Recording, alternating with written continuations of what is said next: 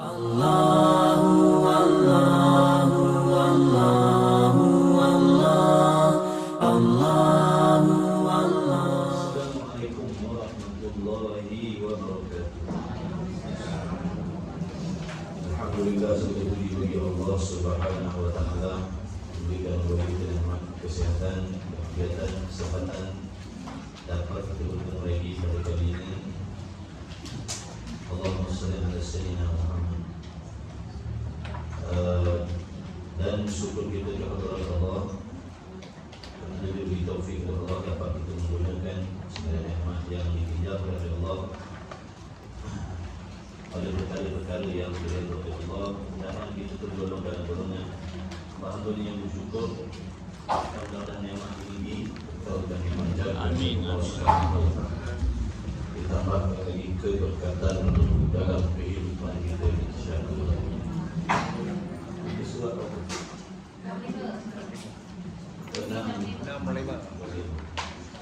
Dan risalah al-misbah al-munir surat 65. Uraian yang ketiga.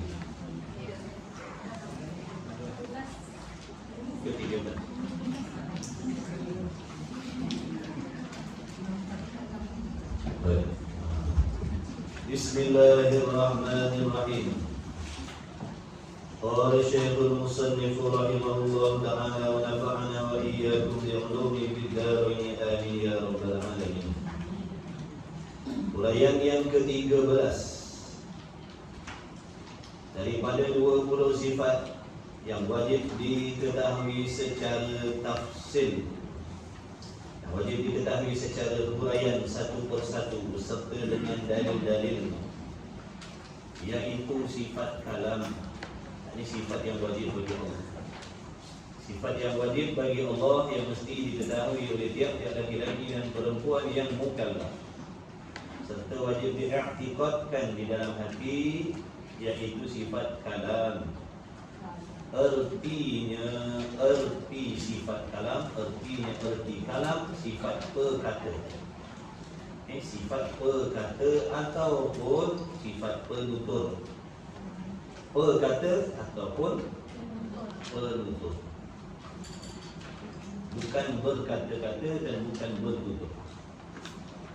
Kerana berkata bertutur itu ta'alluq bagi sifat. Sekarang kita bukan nak cerita ta'alluq bagi sifat, kita nak cerita nama bagi sifat. Nama bagi sifat dengan ta'alluq sifat berbeza. Jadi nama bagi sifatnya sifat perkata, sifat penutur. Bila sebut berkata, itu ta'alluq dia, urusan dia, peranan. Bila sebut yang berkata, itu zat Allah. Nampak tak beza? Berkata sifat, berkata-kata ta'alluq sifat, ada peranan dia. Yang berkata zat Allah yang memiliki sifat perkata. Ini beza. Contohnya perlihat, perlihat sifat, melihat ta'alluq. Ta'alluq ni apa maksud ta'alluq? Urusan sifat, peranan sifat. Contohnya perlihat, perlihat tu nama bagi sifat, nama bagi sifat, perlihat, sifat perlihat. Kemudian bila sebut melihat, itu dah perbuatan, itu dah ta'alluq. Nampak tak beza dulu? Betul? Perlihat sifat, melihat ta'alluq sifat. Yang melihat itu zat Allah.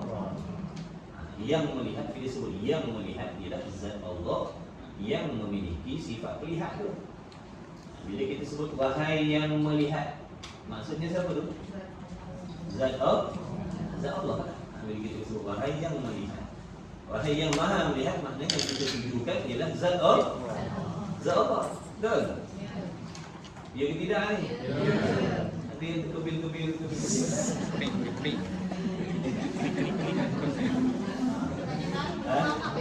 Oh, belum panas. Hijau lagi, pagi lagi. Pagi ni.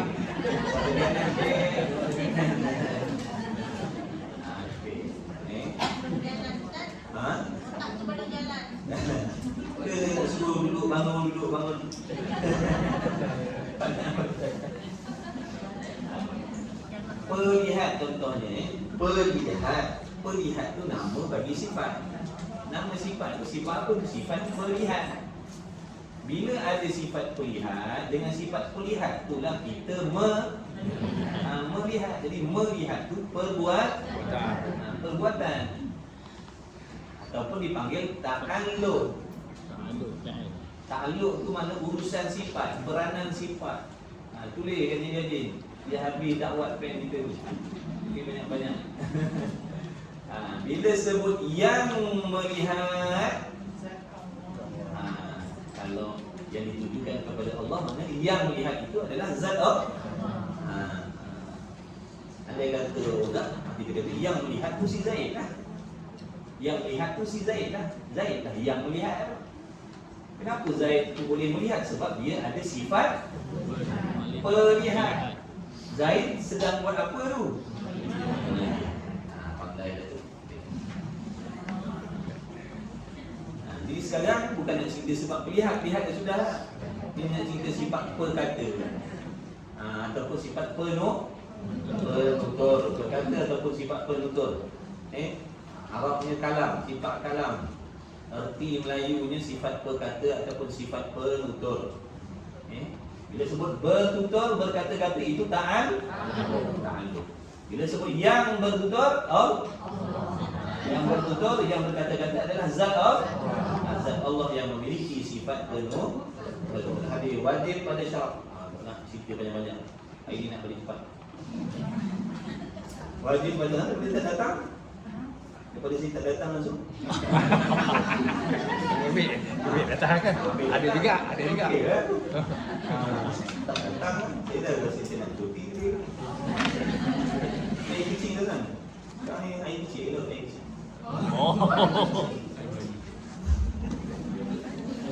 Air kecil tak, kita nak main. Wajib pada syarat. Dan tuan-tuan dia tu pergi boleh jalan, boleh, saya tak boleh. Saya ulang juga. Kan? Baik dekat tu. Okey, kita dah cepatkan lama ni. Wajib pada syarak pula atas tiap-tiap mukallaf mengetahui serta mengaku putus di dalam hati. Mengaku putus ni dengan makna jazam yang putus. Jazam yang putus, tidak berbolak-balik, tidak ada kebarangkalian untuk mengubah kepada pegangan yang lain. Itu maksud mengaku putus. Senang, susah, sihat, sakit, untung, rugi, tonggak, terbalik, takkan ubah sampai bila-bila. Itu maknanya jazam. Jadi iktikad ni mesti jazam. Kalau kepercayaan dalam hati kita tidak jazam, itu namanya tidak beriman. Maknanya tak sah lagi iman. Sekalipun dia yakin Allah Tuhan tapi tak jazam, boleh jadi akan datang dia akan ubah kepada pegangan yang lain. Tapi sekarang ni, buat masa sekarang dia percaya Allah Tuhan, Muhammad Rasul. Dia yakin Allah Tuhan, Muhammad Rasul. Buat masa sekarang. Tapi akan datang tak pasti lagi dia cakap. Itu maknanya tidak jazam. Maka na'udzubillah min dzalik, dia tak beriman. Sebab tu syarat iman tu yakin dan jazam. Kemudian apa yang dia yakin pula mestilah betul dengan nafsul amri, mana dengan apa yang dibawa oleh Nabi sallallahu alaihi wasallam. Dengan hakikat perkara. Kalau dia yakin dengan benda yang tak betul, kan dia lain juga.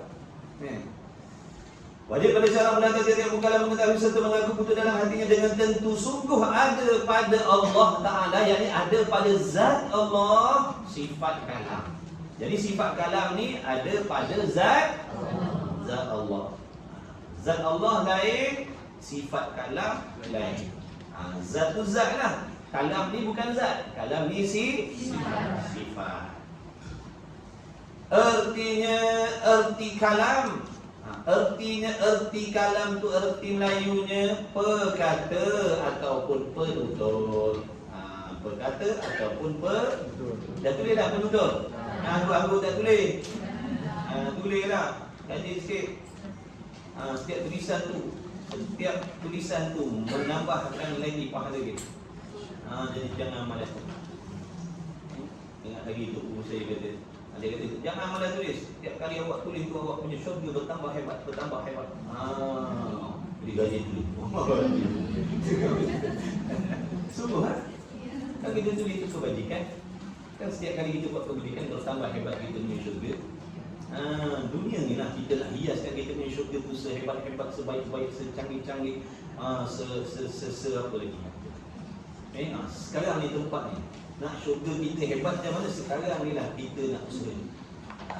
Orang yang hebat ibadat ni hebat dah syurga ni nanti. Orang yang malas ada dah juga syurga tapi tak sehebat orang yang rajin. Sebab tu nanti dalam syurga nak ada penyesalan. Bila kita tengok orang lain syurganya lebih hebat daripada kita, barulah kita menyesal. Kalau aku tahulah, aku tulis macam orang sebelah hari tu. Kalau aku tahu macam ni lebih hebat balasan yang dia dapat, hari tu aku nak tulis lebih daripada dia. Tapi dah terlambat dah habis dah. Dalam syurga bukan tempat beribadat, dan syurga tempat menerima nikmat daripada ibadat yang kita buat. Dalam syurga bukan tempat ibadat, tempat rehat. Rehat serehat-rehatnya. Sebab tu kata almarhum Tuan Guru Haji Abdul Wahid, dia kata dunia ni tak ada rehat.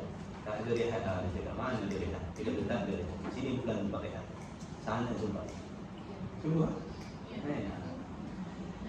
Iaitu perkata ataupun penutur ataupun sifat kalam itu ialah satu sifat yang sedia adanya di zat Allah. Apa maksud tu? Yang sedia adanya di zat Allah dengan makna sifat kalam ni qadim, bukan baru. Tidak ada satu pun sifat Allah yang baru. Tidak ada satu pun sifat Allah yang baru. Semua sifat Allah qadim, sedia kala. Semua sifat Allah qadim, sedia kala. Tak ada satu pun sifat Allah yang baru. Ingat.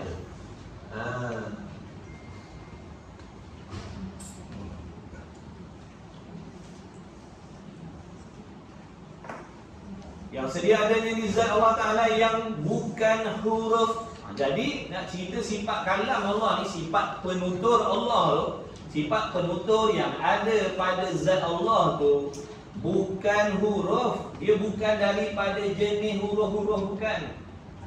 Tak ada kena mengena dengan huruf alif, ba, ta, huruf hijaiyah ke huruf apa ke. Tak ada. Tak ada. Bukan jenis huruf. Tak ada kena mengena dengan huruf. Sifat penutur yang ada pada zat Allah Ta'ala itu tak ada kena mengena dengan huruf. Jadi jangan kita nak kata Allah Ta'ala itu sifat penuturnya ada huruf alif, ba, ta dan sebagainya. Bukan suara. Sifat penutur Allah Ta'ala itu juga bukan daripada jenis suara ataupun bunyi. Faham? Kalau bersuara serupa makhluk lah. Dan sebagainya. Apa maksud sebagainya? Sebagainya daripada kelakuan makhluk. Jadi sifat penutur Allah Ta'ala itu maha suci dari serupa dengan segala sesuatu. Tak boleh nak dikatakan berbunyi, tak boleh dikatakan bersuara, tak boleh dikatakan bertajwid, tak boleh dikatakan berhuruf, tak boleh dikatakan berbahasa. Faham? Ada orang kata Allah tu berbahasa Arab, dia cakap. Kalau Allah berbahasa Arab, serupa dengan orang Arab tu. Betul? Dan kalau kata Allah Ta'ala berbahasa Arab, serupa tak dengan orang Arab? Boleh? Mana boleh, sebab dia mukhalafah, tak serupa. Lagi, kita suruh belajar. Belajar tak tahu, dah belajar baru tahu. Untuk belajar ni, siapa kata rugi? Untuk belajar agama. Tak faham pun untuk. Kalau faham lagi untuk. Tak faham pun untuk. Dan dengan ada sifat kalam itulah, dengan sebab ada sifat penutur pada Allah Ta'ala itulah Allah Ta'ala tidak bisu. Sebab tu tak boleh kata Allah bisu. Maha suci Allah daripada bisu. Bisu tu sifat kekurangan. Mana boleh ada kekurangan pada Allah? Bisu tu sifat makhluk. Sebab tu tak boleh kata Allah bisu. Sebab apa? Tak boleh kata Allah bisu kerana dia memiliki sifat berkata ataupun penuh. Meskipun Allah Ta'ala tidak bertutur, meskipun Allah Ta'ala tidak berkata-kata, dia tidak bisu. Yang nama bisu ni apa? Yang tak ada sifat penutur baru panggil bisu. Tak ada sifat penutur, itulah bisu. Bukan tak bercakap tu bisu. Ni tuan-tuan tak bercakap ni bisu ke semua? Ada. Dia bukan masuk bisu. Bisu ni tak ada sifat penutur. Jadi sifat penutur ni sentiasa ada pada zat Allah. Sedia kala lagi Allah dah memiliki sifat penutur, sifat perkata, sifat kalam.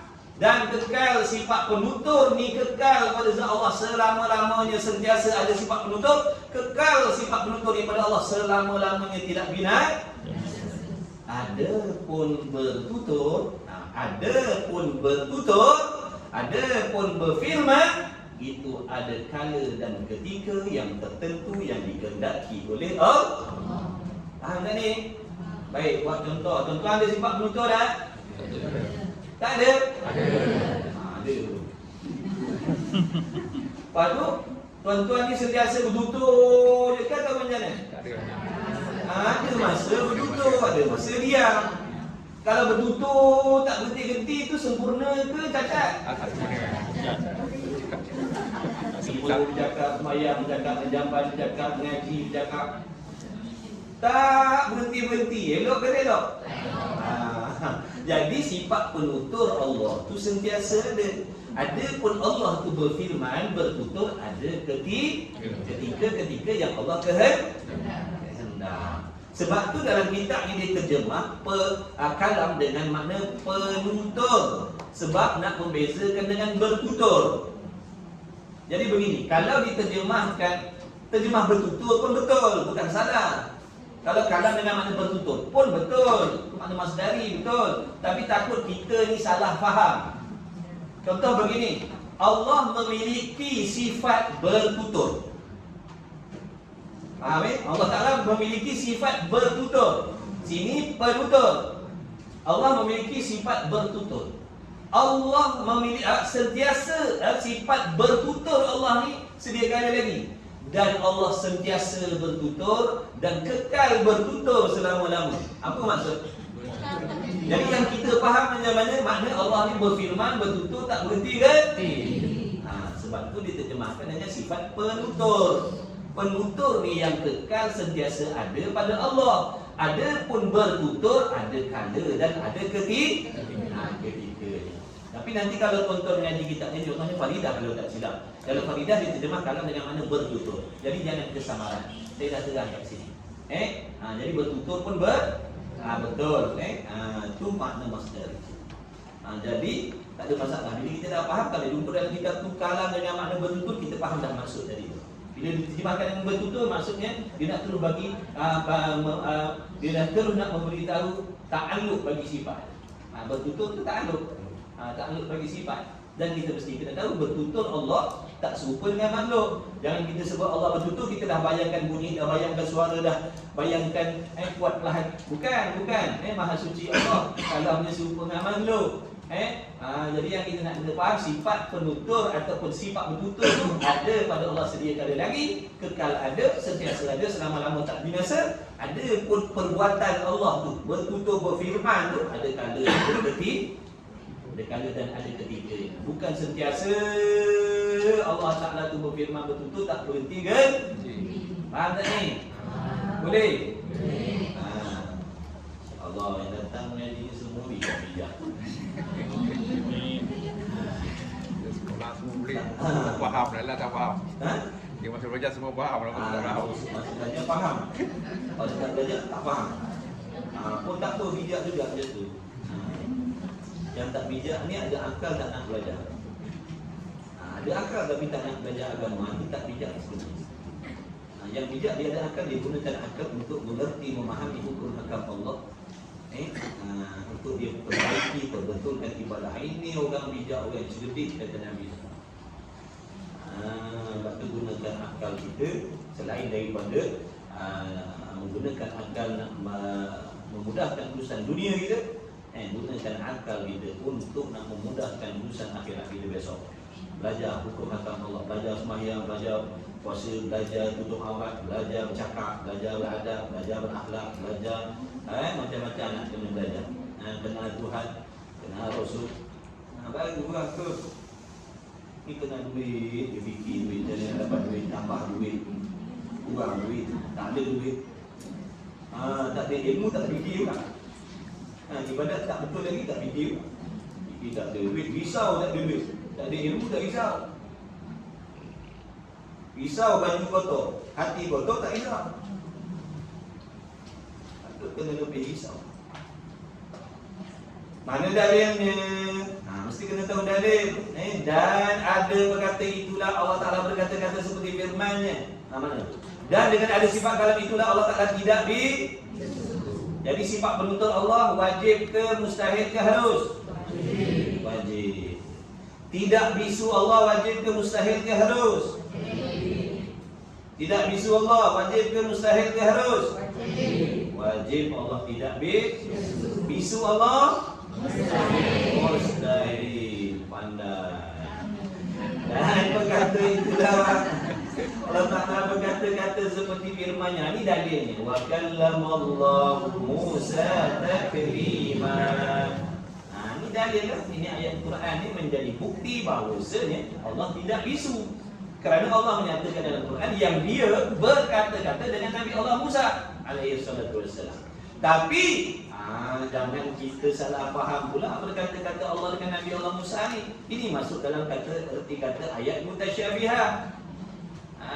Makna kesamaran berkata-kata zaman.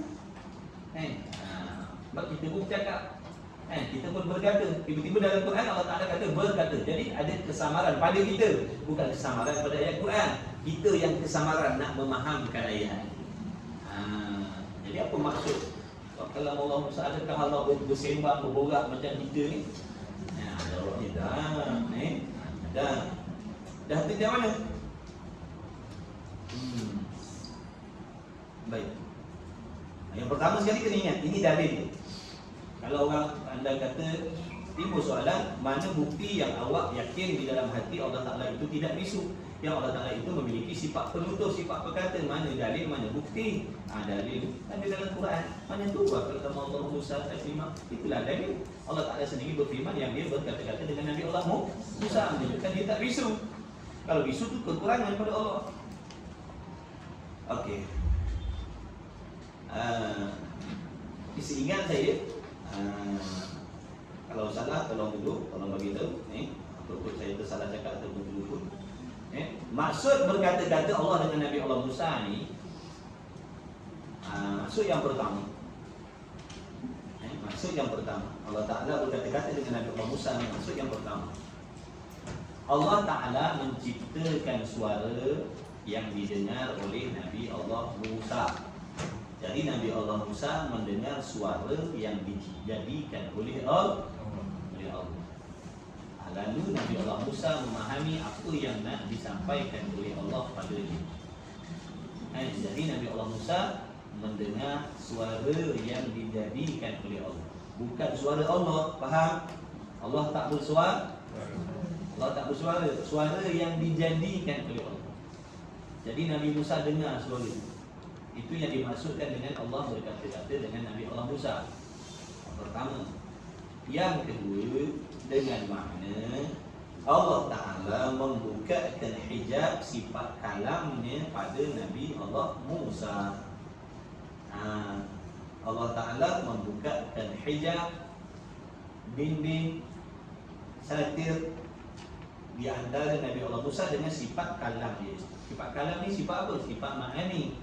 Sifat ma'ani ni sifat yang ada sungguh-sungguh diri dia. Jadi bila Allah Ta'ala menterjalikan, menunjukkan, membukakan sifat kalam daripada Nabi Allah Musa, maka Nabi Allah Musa mengerti dan memahami apa yang nak disampaikan oleh Allah. Jadi bukan Nabi Allah Musa dengar suara Tuhan, dengar Tuhan cakap Arab, dengar kuat perlahan bunyi begini dan begitu. Dah, itu mustahil. Habis.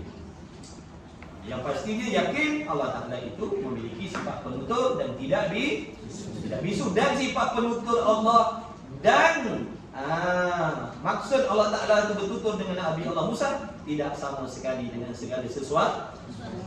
Bukan ada bahasa-bahasa lain. Yang berbahasa Arab itu Rasul, bukan Allah. Faham? yang berbahasa Arab tu kita nanti dalam syurga tu cakap Arab belaka dalam syurga besok. Bukan Allah bercakap Arab, Allah tak cakap Arab, kita manusia. Rasul tu yang bercakap Arab. Bila Nabi kita Muhammad SAW menerima wahyu daripada Allah, bila Nabi dah faham apa yang nak disampaikan oleh Allah pada baginda, jadi waktu baginda nak menyampaikan kepada umat tu, baginda berbahasa Arab, maka dia cakap Arab. Sebab tu kitab yang sebelum bukan bahasa Arab. Kitab sebelum Taurat, Zabur, Injil bukan dalam bahasa Arab. Sebab Rasul tu bukan berbahasa Arab. Nampak tak? Bukan Allah tu sekejap cakap ni, cakap bahasa tu. Bukan. Jadi ada yang salah faham, dia kata Allah tu cakap Arab, Allah tu berbahasa Arab. Ada yang cakap, ada yang pegang macam tu.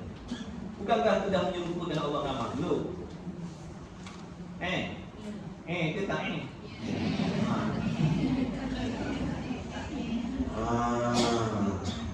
Kemudian dan dengan ayat itu, maksudnya Allah berkata dengan Nabi Allah Musa bukan dengan berkata yang selain daripada bahasa-bahasa kita ni lah. Bukan. Maha suci Allah daripada berbahasa. Berbahasa itu makhluk. Allah tak boleh dikatakan berbahasa Arab ke, Ibrani ke, Syriani ke, Melayu ke, Cina. Tak boleh. Yang kita berbahasa Arab, bahasa Turki, bahasa apa ni manusia ataupun makhluk. Allah dah maha suci Allah daripada berbahasa. Ini contoh ni lah ayat-ayat yang dinamakan mutasyabihah tu.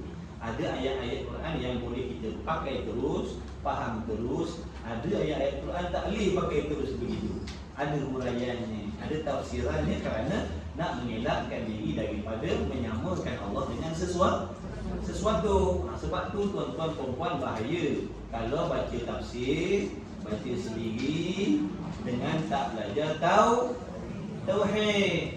Sebab yang kita baca itu kalamullah yang maha suci dari serupa dengan sesuatu. Bila kita baca tafsir dengan tak ada persiapan diri kita tentang akidah, ini yang boleh faham macam-macam. Sebab tu tafsir ni ilmu fardu kifayah. Ni fardu ain. Siapkan diri dengan akidah dulu, faham dulu, kenal dulu betul-betul sifat yang layak dan yang tak layak dengan Allah. Jadi bila kita baca tafsir, jumpa ayat yang macam ni, kita boleh berhati-hati. Kalau tak kita baca, faham sendiri. Faham lah. Faham tak faham sendiri.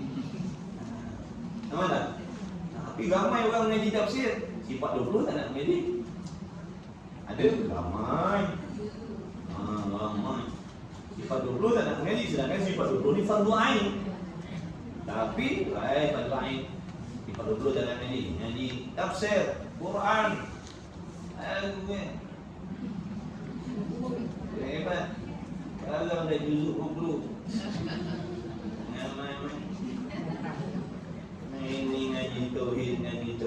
Tafsir kalamullah. Ya, betul. Betul. Kalau kena persiapannya, tak apa. Kalau tak ada persiapan ni nak menghadap kalamullah yang maha suci ni, silap-silap boleh merosakkan akidah. Begitulah juga dengan hadis. Dipanggil hadis tapi hakikat itu wahyu Allah juga. Bukan boleh suka-suka nak tafsir. Tafsir ikut akal kita, ikut nafsu kita. Dah, waktu kena ni fardu ain. Fardu ain ni kena dulukan sebelum yang lain-lain. Tapi ni kena lompatlah, nak naik darjah 6 terus. Pratadika tak nak masuk. Itulah akibat dia. Kawan duduk tak dengar. Sabar mengaji ni tuan-tuan. Salah cara mengaji ni bukan dah selamat, boleh musibah jadi. Sebab tu syaitan ni dia tak boleh lagam kita mengaji. Dia akan tipu kita dalam pengajian. Kita nak mengaji, dia hasut, jangan belajar. Kita lawan boleh belajar. Dia pesongkan pula kelainan. Jadi perbuatan menuntut ilmu ni bukan satu benda mudah. Sangat banyak dia punya tipu daya, bahaya dia. Ada yang tergelincir, ada yang belum daki bukit penuntut ilmu ni gagal dah. Ada yang dalam perjalanan mendaki itu gagal dah. Ada yang dah sampai puncak tu gagal dah. Ada yang gagal waktu nak turun. Yang dikatakan berjaya, contohnya menawan gunung ni, berjaya naik dan selamat turun, baru boleh kata berjaya. Kalau duduk kat puncak lagi, belum turun, belum selamat. Sebab dugaan cabaran naik lain, cabaran waktu nak turun lain.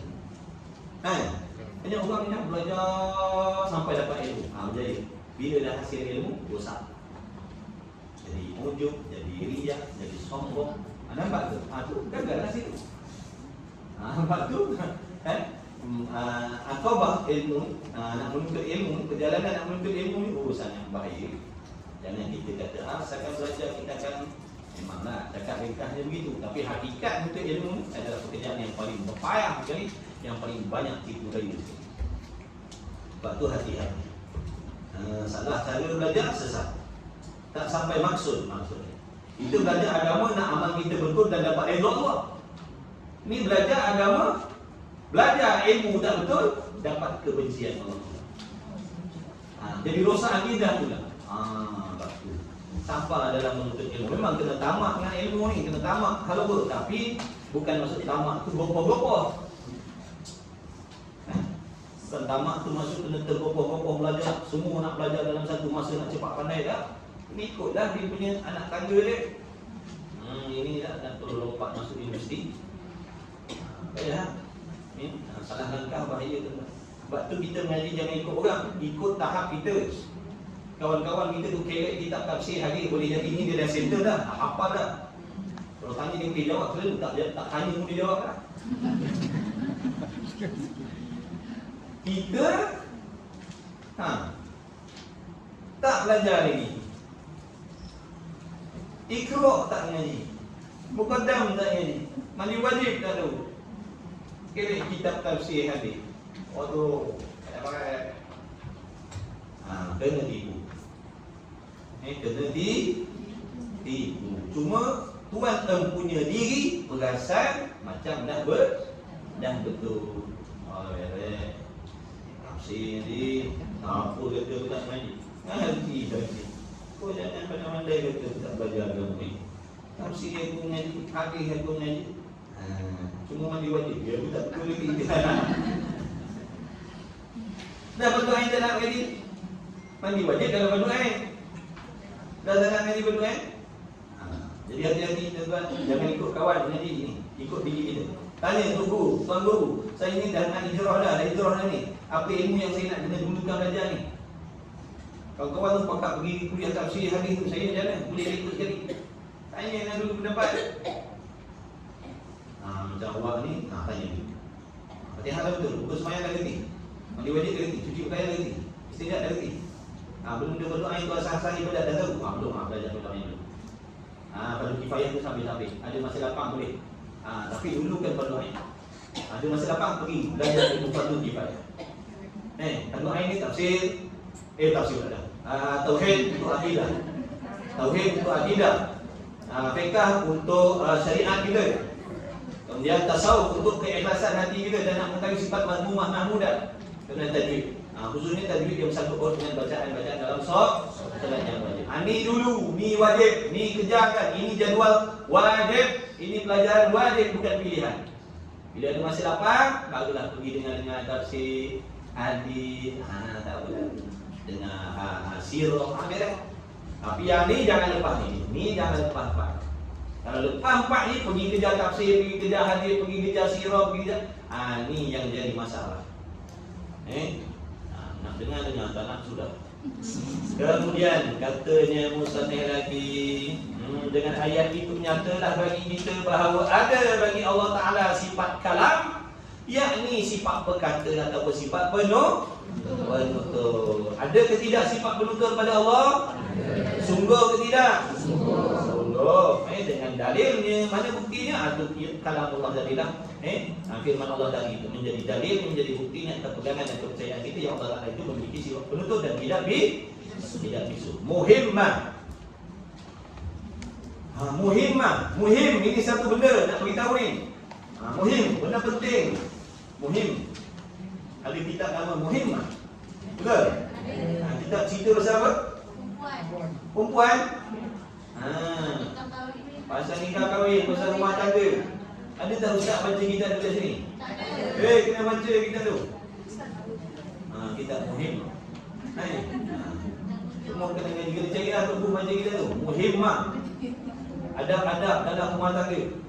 Kalau kita tahu apa tanggungjawab masing-masing, apa boleh, apa tak boleh. InsyaAllah nanti cari buku baca kitab tu. Tapi ni bukan nak cerita pasal rumah tangga ni. Ni muhimmah lain. Ni muhimmah nak beritahu, ni benda nak cakap, ni benda penting. Ini suatu perkara yang penting diketahui. Iaitu perkataan yang perkara yang penting nak diketahui. Perkataan kalam di dalam bahasa Arab itu ada 4 maknanya. Kalam bahasa Arab kan? Dia ada 4 maksud.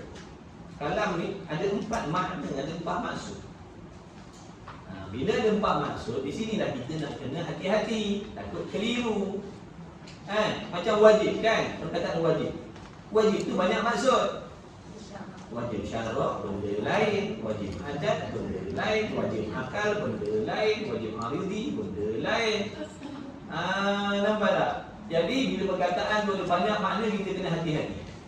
Takut orang nakkan makna pertama, kita faham makna keempat juga. Jadi kita kena pasti. Ada ni nak sebut ni, jadi jaga.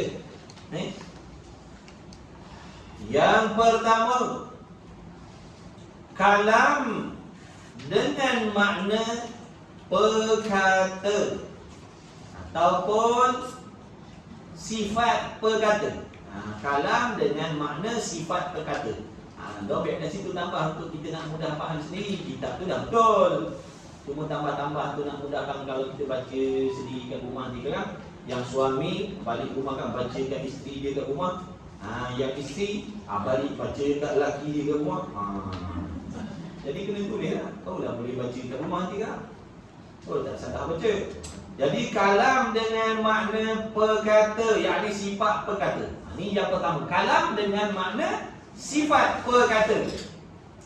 Iaitu kalam dengan makna perkata. Kena kepada sifat kalam.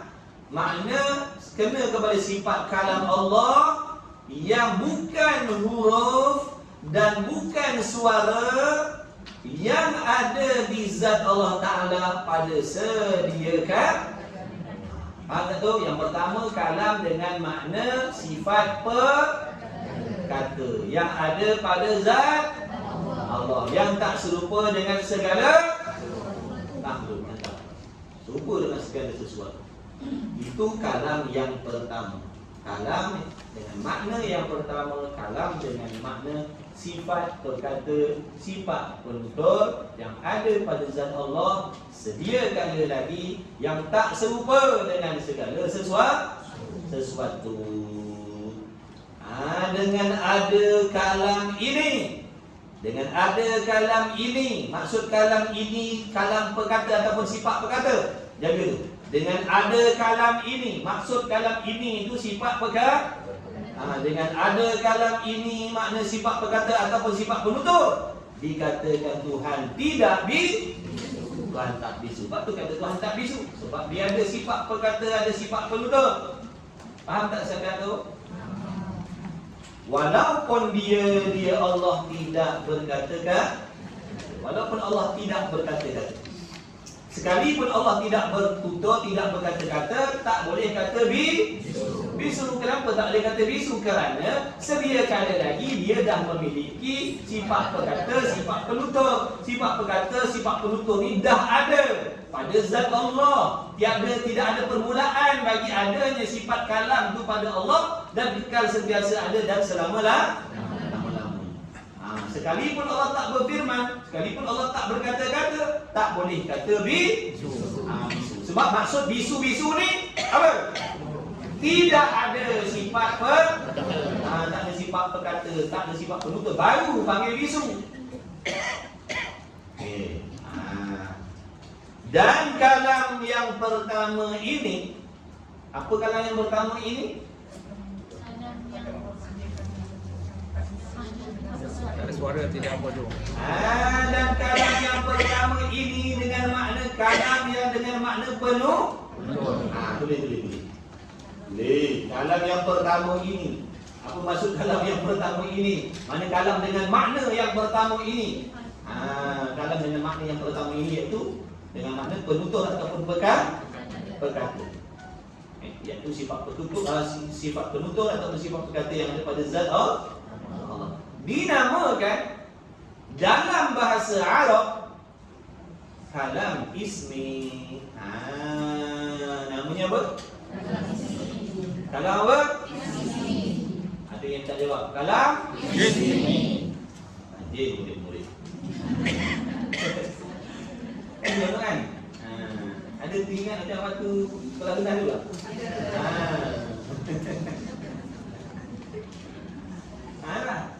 Kan kita belajar ni. Kan kita kanak-kanak. Betul? Kita kanak-kanak.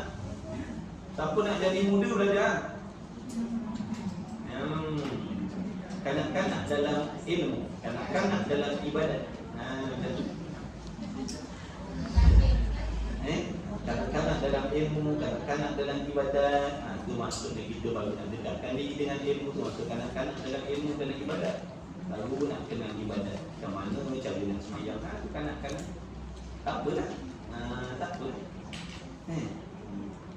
Baik. Jadi ingat yang pertama, kalam dengan makna sifat penutur yang ada pada zat Allah yang tidak serupa dengan segala sesuatu. Yang mana dengan adanya sifat kalam yang pertama ni, kalam dengan makna penutur ni tidak boleh dikatakan Allah bisu sekalipun Allah tidak berkata. Dalam bahasa Arabnya diletakkan satu istilah pada kalam ni, sifat penutur ni dipanggil kalam ismi. Pandai. Tak sangka sungguh. Pandai. Soalan Pak tak lain tanya banyak kali tak boleh jawab. soalan Tanya sekali pun dapat jawab. Tak ada orang yang boleh challenge lah. Antum semua bagus lah. Dekat sini saya cakap sini, tempat lain saya cakap juga. Trik guru. Dia kena puji. Dia puji ni ada tempat hukumnya haram. Ada tempat hukumnya harus. Ada tempat hukumnya sunat. Bila dengan memuji itu kita tengok seseorang tu bertambah dekat dengan Allah, bertambah seronok dia buat ibadat, maka sunat kita puji dia. Tapi kalau kita puji dia makin seronok buat maksiat, itu hukumnya haram. Dia buat maksiat, kita kata, wah, terbaik. Dia buat maksiat. Terbaik. Dia buat maksiat, kita kata, terbaik, bagusnya lah. Dia pun naik semangat. Naik semangat. Hari ni dia pakai tak berapa ketat lah, tapi dah kata, bagusnya, cantiknya, wow. Esok dia pakai lagi ketat daripada tu lagi. Kita dapat sahab. Kita dapat sahab. Jadi hati-hati dalam memuji. Ada tempat hukumnya haram puji. Jaga. Bukan jangan main puji sebarang. Salah puji kita dapat dosa. Dia kata silap dalam bab memuji ini ada 6 kebinasaan. 4 kebinasaan untuk kita yang memuji. 2 untuk orang yang kena puji. Tengok dalam kitab Penawar Bagi Hati tu balik. Dalam bab lidah. Jadi bukan boleh sebarang puji, tengok dulu keadaan. Kalau buat benda-benda, kalau buat maksiat jangan puji. Kena bagi nasihat. Tapi kalau nasihat tak nak dengar, boleh keji dah kat situ. Boleh keji. Kenapa? Nak menyedarkan yang diri dia. Mula nasihat tu. Sekali bila cakap baik-baik, tak nak boleh keji. Ada di step-step je lah. Jangan dulu keji. Nasihat dulu. Ingatkan dulu. Sebab orang yang buat maksiat ni, bila kita kata dia baik, dia bagus, dia terlupa yang dia buat dosa dengan Allah. Dia rasa dia tak bersalah dengan Allah. Sebab ramai seronok dengan dia. Saya buat zalim pada tuan-tuan. Saya tipu tuan-tuan. Saya cekik dekat leher tuan. Tuan kata bagunya terbaik. Saya kata dah aku. Jadi seronoklah saya meneruskan perbuatan saya. Sebab saya tak tahu yang saya buat silap. Kerana terpukau dengan puji-pujian tuan-tuan. Nampak tak? Dia hati-hati dah bagi tahu. Jadi nak puji tengok keadaan, tengok tempat. Nabi SAW puji sahabat. Ramai sahabat yang Nabi puji. Sebab apa? Nabi tahu sahabat ni makin puji, makin malu dengan Allah, makin tambah ketakwaannya dengan Allah, makin banyak ibadat dia dengan Allah bila dipuji. Kalau kita Nabi puji, tinggal ibadat terus. Dah baik, dah bagus. Dah baik dah. Kita tengok keadaan. Macam anak-anak kita kan, kita puji bagus, semayang, kaji semua. Kalau dia lagi seronok nak ibadat, tak apa. Jatuh jadi ada tempat gitu.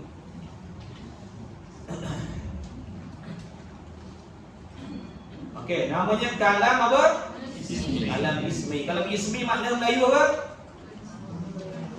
Sifat penutur yang ada pada zat Allah yang tidak serupa dengan segala sesuatu. Okey, Hamidah. Maka kalam inilah yang dibicarakan pada sifat yang ke-13 yang wajib atas setiap mukallaf mengetahui akan dia. Jadi bila tuan-tuan mengaji ilmu tauhid, sifat 20 ke, sifat 13 ke, bila sampai sifat yang ke-13 yang wajib bagi Allah, sifat kalam. Situ maksudnya sifat kalam ismi. Jadi. Mana tuan-tuan mengaji bila sebut sifat kalam Allah, maksud sifat kalam Allah di situ kalam dengan makna kalam ismi, sifat penutur yang ada pada zat Allah sedia kali lagi yang tak serupa dengan segala sesuatu. Habis. Okey. Jadi kalam ismi ni tuan-tuan qadim lagi azali, bukan makhluk. Kalam ismi qadim, sedia kala. Dia bukan baru, dia bukan makhluk. Ingat tu. Yang dimaksudkan kalamullah itu qadim. Inilah di antara kalamullah, inilah maksud. Kalam Allah tu sedia kala. Kalamullah itu bukan makhluk. Kalam Allah itu qadim. Inilah kalam ismi yang ada pada zat Allah. Yang keduanya daripada 4 paling penting. Yang kedua daripada 4 dinamakan kalam nafsani. Kalam apa? Nafsani. Ada orang tak jawab. Kalam apa? Nafsani. Ada seorang ni tak jawab. Kalam apa? Nafsani. Kalam nafsani. Kalam nafsani. Apa kalam nafsani? Iaitu kalam dengan makna sedia dan mencadang bagi bercakap dan berkata. Faham tak faham? Tak faham. Bagus. Begini, kita buat contoh. Kita buat contoh nak dekatkan faham. Mudah-mudahan Allah bagi faham. Okey, gini. Tuan-tuan ada tak sifat penutur? Ada. Okey. Bila tuan-tuan ada sifat penutur, yang ada pada kita ni lah sifat penutur yang bangsa baru ni. Kalau tak, kita tak boleh cakap. Kalau tak ada sifat tu, kita tak boleh bertutur. Jadi ada sifat penutur pada diri kita yang bangsa baru, yang binasa. Okey. Sekarang ni tuan-tuan ada tak cadangan nak bercakap dengan kawan-kawan kita ataupun dengan anak bini kita waktu balik kan, ada cadang nak cakap benda-benda sesuatu? Ada tak? Ada yang cadang dia macam nak suruh kedai ke, suruh ingkar ke. Maknanya cadang sudah ada. Cadang nak suruh, cadang nak larang, ataupun cadang nak cerita apa-apa lah. Cadangan nak cakap. Dah cakap ke belum? Belum. Tapi dah cadang belum? Dah cadang. Dah cadang dah, cuma belum cakap lagi. Itu yang dikatakan persiapan, persediaan bagi nak bercakap tadi. Itu yang dimaksudkan dengan kalam nafsani. Kalam nafsani. Jadi kalam nafsani Allah ni sediakan. Makna contoh Allah nak suruh solat. Allah nak suruh solat. Allah nak larang judi. Allah nak larang arak. Allah nak menceritakan tentang umat yang dulu-dulu. Betul? sebelum Allah khitabkan kepada Nabi, dah ada kehendak Allah nak cerita pasal benda tu sedia kala lagi. Kerana ilmunya dah meliputi segala-galanya sedia kala lagi. Maka nak suruh semayang, nak suruh puasa, nak suruh kerat tangan orang mencuri dan sebagainya, dah ada pada kehendak Allah sedia kala lagi. Kerana pengetahuan ni dah mendahului segala-galanya. Nampak tak tu? Jadi jangan kita kata Allah ni main suruh je tanpa dia tahu. Alhamdulillah min zalik. Apa yang Allah suruh, apa yang Allah larang, apa yang Allah wahyukan kepada para Rasul alaihi wassalatu wassalam, yang Allah nak perintahkan, yang Allah nak ceritakan, semuanya dah ada dalam kehendak Allah sedia kala lah. Bukan Allah main suruh tanpa dia tahu, ataupun disuruh tu sebab dia baru tahu benda tu. Dah sedia kala lagi dah ada dalam pengetahuan Allah. Allah dah tahu dah sejauh mana dunia ni, usia ni, semua dah ada dalam pengetahuan Allah. Jadi mustahil Allah Ta'ala turunkan Al-Quran itu dalam keadaan dia tak tahu masa akan datang. Orang yang mengatakan Al-Quran itu dah tak relevant adalah orang yang beriktikad bahawasanya Allah Ta'ala itu tidak mengetahui masa akan datang. Na'udzubillah min zalik. Jadi perkataan yang betul boleh hangguk, perkataan salah jangan hangguk, tuan-tuan. Yang betul dia boleh hangguk. Tapi kalau benda tu hangguk, rosak akidah, jangan. Jadi tengok sikit tempat nak hangguk, nak geleng-geleng. Ada dengar lagu hangguk geleng-geleng dah? Siapa penyanyi dia? Lupa? Saya pun tak ingat juga, tapi pernah lah dengar lagu hangguk geleng-geleng. Jadi jangan hangguk semua. Jangan hangguk benda yang merosakkan akidah, jangan hangguk. Tak pasal-pasal nanti geram. Jadi kita ni biarlah cerdik sikit. Benda yang melibatkan agama, akidah lebih-lebih lagi. Kalau salah, jangan hangguk. Hangguk tu tanda setuju. Dia kata Quran ni ada tempat boleh pakai, ada tempat tak boleh pakai. Hangguk juga kepala kita. Ni yang malam ni, yang mengaji hangguk ni. Kalau yang tak mengaji hangguk boleh kira juga. Yang mengaji tafsir hangguk juga. Benda salah jangan hangguk, tuan-tuan. Rosak akidah. Jadi. Yang hak yang batil. Kita jaga akidah kita, tuan-tuan. Orang lain tak akan bertanggungjawab atas kerosakan akidah kita. Nanti di hari kiamat kita tahan pasal kau hangguk. Kau tak tahu yang aku cakap tu salah. Mana aku tahu, aku tak belajar dulu. Siapa tu aku tak belajar? Kan kita dah tak boleh nak dari. Salah kita. Jadi dosa kita dulu yang akan dipertanggungjawabkan. Kau tak tahu ke benda yang dia cakap tu merosakkan akidah? Tak tahu. Kenapa tahu? Tak belajar. Jadi salah kita. Kalau kau belajar kau tahu tak? Tahu. Kalau kau tahu boleh tak? Maknanya kau akan jaga.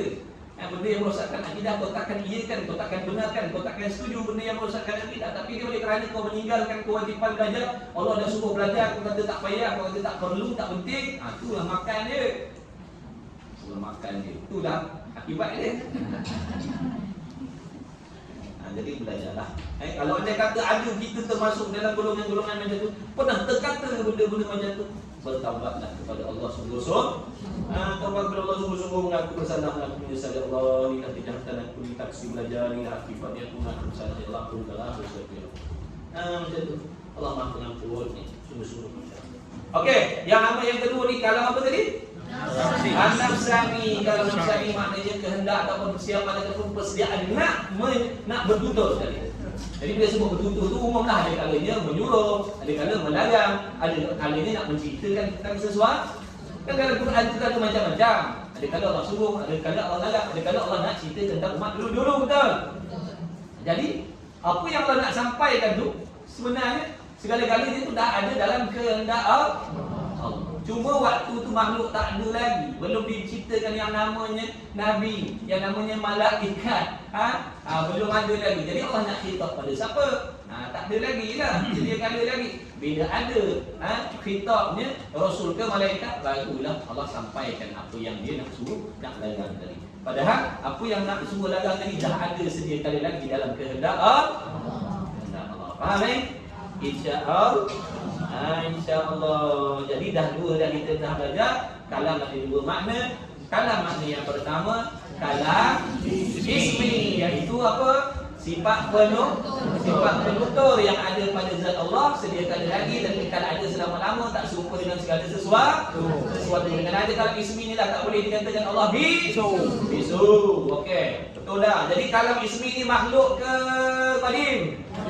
Qadim. Okey, yang kedua namanya kalam dengan makna kalam nafsani. Apa maksud kalam nafsani ni? Persediaan untuk nak bertutur nisbah kepada Allah. Kalam nafsani ini qadim lagi azal. Jangan kata baru pula. Kalau baru tu makna ada permulaan.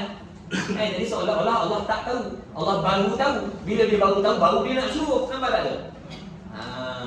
Bukan baru dah, sedia kala lagi. Kalam nafsani tu. Jangan kita kata Allah baru tahu. Bila Allah baru tahu, barulah timbul kehendak Allah nak suruh. Dah. Kalau begitu Allah jahil. Kalau begitu ada jahil pada Allah dah.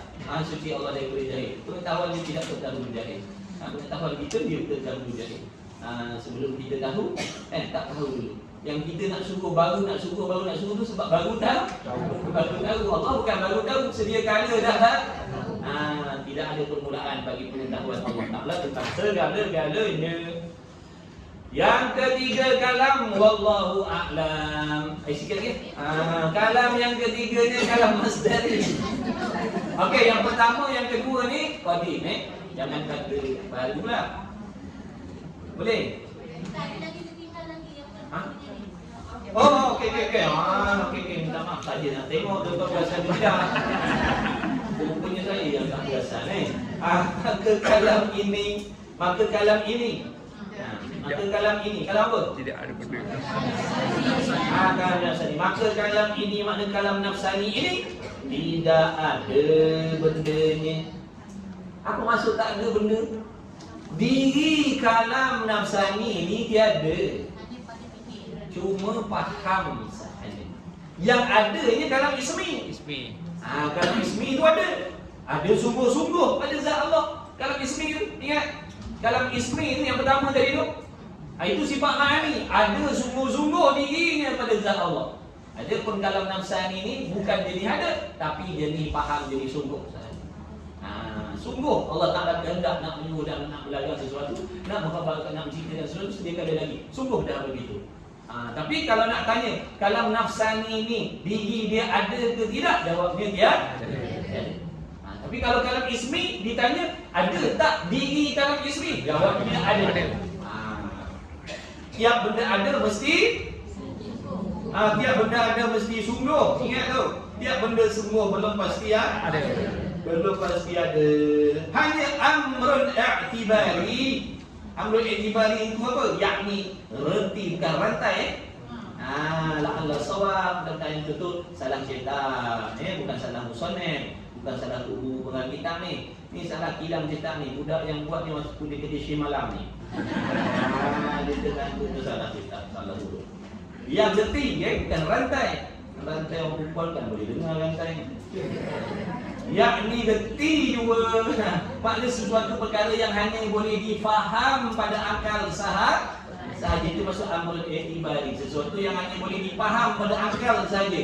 Diri benda tu nak tengok, nak lihat tak boleh sebab benda jenis tiada. Tetapi sungguh pun amrul i'tibari ni sesuatu perkara yang hanya boleh difaham ataupun sifat yang yang boleh difaham pada akal saja. Tetapi hak Allah Ta'ala pada nisbah kepada kalam nafsani Allah Ta'ala, kalam nafsani ini sedia jua, yakni sediakan. Jangan kata baharu pula. Jadi kalam nafsani ini nisbah kepada Allah sediakan. Kalam nafsani yang ada pada diri kita sekarang ni dah dicadang-cadang balikkan nak sembang atau nak cakap apa, itu baharu. Pun tak ada bendanya juga, hanya sesuatu yang hanya dipaham pada akal fikiran saja. Yang ketiganya kalam masdari, yaitu kalam masdari dengan makna bercakap. Okey, kalam masdari ni, yang ketiga ni kalam masdari ni nama bagi perbuatan. Nama bagi perbuatan. Saya sekarang ni sedang buat apa ni? Lebih kat depan ni saya sedang buat apa ni? Sedang apa? Bercakap. Maknanya nama bagi tuan-tuan dengar ada keluar suara, keluar bunyi, kuat perlahan, dulu kemudian ada bahasa yang tertentu. Ni saya sekarang ni sedang melakukan perbuatan yang namanya bercakap-cakap, berkata-kata, bertutur-tutur. Betul? Itulah yang dimaksudkan dengan kalam kalam masdari. Jadi kalam masdari ni nama bagi perbuatan apa? Bercakap. Ni saya sedang bercakap ni namanya kalam masdari lah ni. Bercakap. Berkata-kata, berborak, bersembang, membaca. Kalam masdari. Bila sebut kalam masdari, tidak ada kena mengena dengan zat Allah. Tak ada kena mengena dengan zat Allah. Bila kata kalam masdari, tak ada kena mengena dengan zat Allah. Yang ada kena mengena dengan Allah tadi itu kalam ismi dan kalam nafsani. Adapun kalam masdari tak boleh dikatakan pada Allah. Kerana kalam masdari ni makhluk. Ni suara, bunyi, perkataan, huruf. Nama bagi perbuatan iaitu bercakap-cakap, berkata-kata, berborak-borak, bersembang-sembang, membaca-baca. Maka kalam ini baharu. Bila sebut baharu tak ada kena-mengena dengan Allah lah. Lagi pula tidak ada bendanya. Tak ada benda. Nak tengok bercakap tak boleh. Tuan-tuan nampak tak saya cakap? Tuan-tuan nampak tak saya cakap? Tak ada. Nampak ke tak? Dah nampak ke? Suara ni. Nampak saya. Nampak. Dia pun bercakap tu tak nampak. Bercakap tu faham. Faham. Tuan-tuan faham tak saya sedang cakap ni? Faham. Lepas tu saya tanya, tuan-tuan nampak tak saya cakap ni? Tak nampak. Tak nampak saya cakap, tapi faham yang saya sedang cakap. Sebab bercakap ni perbuatan yang hanya digerti, faham. Oh, itu namanya sedang bercakap dah tu. Bukan sedang berjalan tu, itu sedang bercakap.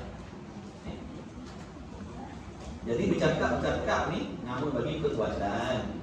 Jadi di bendanya tak ada, hanya rantai tu. Hanya gerti tu, faham.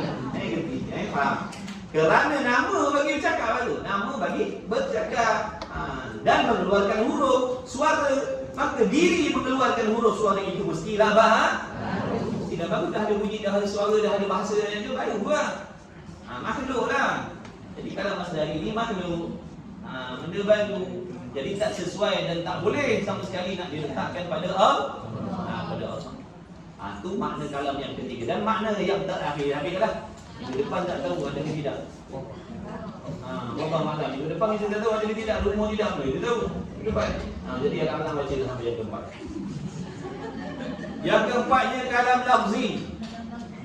Kalam lafzi. Apa maksud kalam lafzi?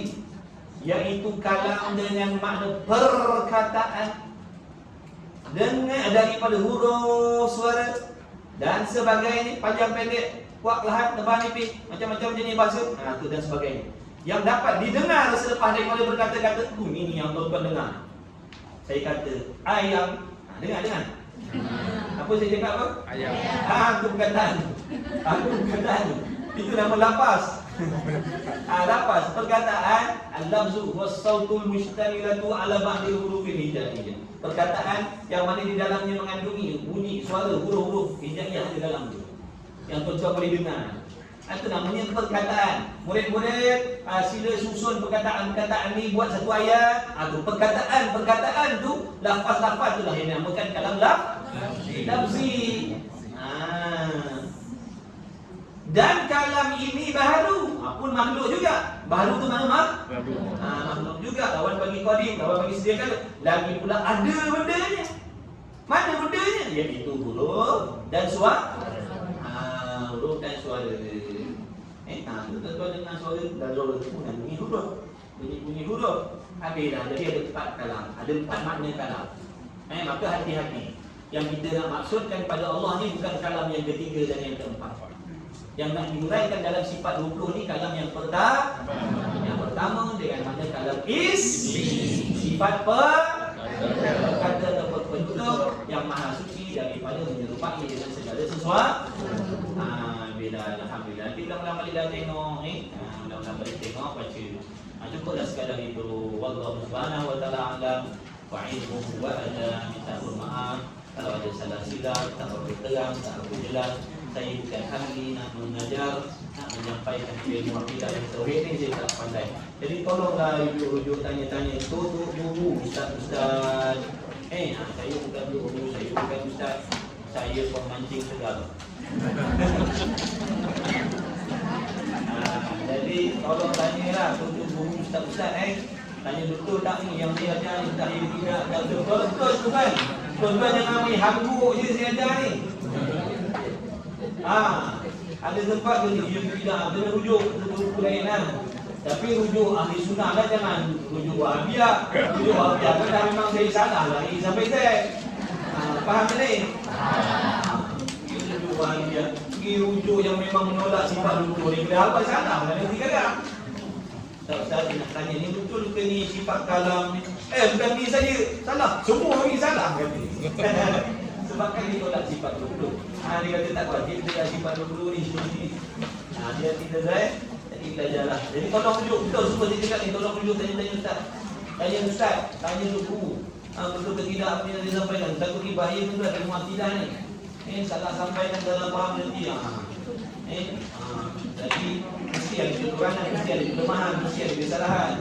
Apa itu pesan kalau yang salah tolong tegur dengan